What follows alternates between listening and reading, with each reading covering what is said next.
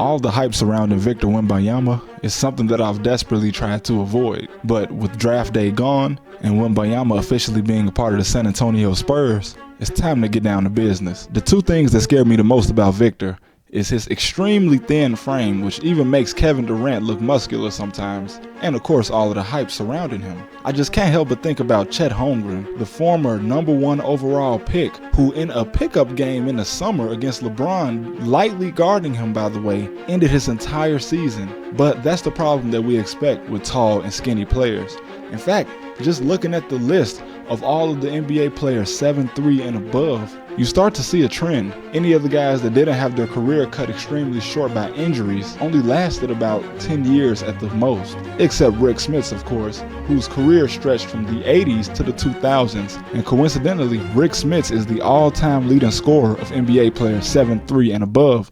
And I believe this is partially due to his insanely long career for a guy that tall. The scary thing about the hype surrounding Wembanyama is the fact that he's a European NBA player, and you just never know how a player's game is going to translate from Europe to the NBA. Because you have players like Luka who claim that it's much easier to score in America, and he definitely makes it look like it's easier. Obviously Dirk Nowitzki and Peja Stojakovic probably being the two greatest examples.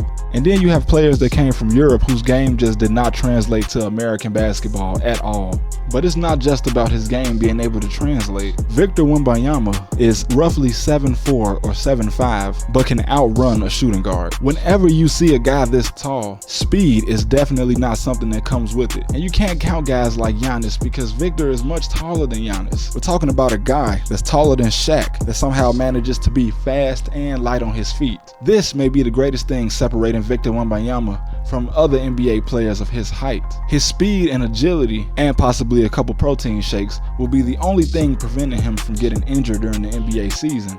Now, I know it may be a little more physical in Europe than in the NBA, but we're talking about stress and overuse injuries. And Victor has suffered a couple of injuries over the past few years, but nothing major.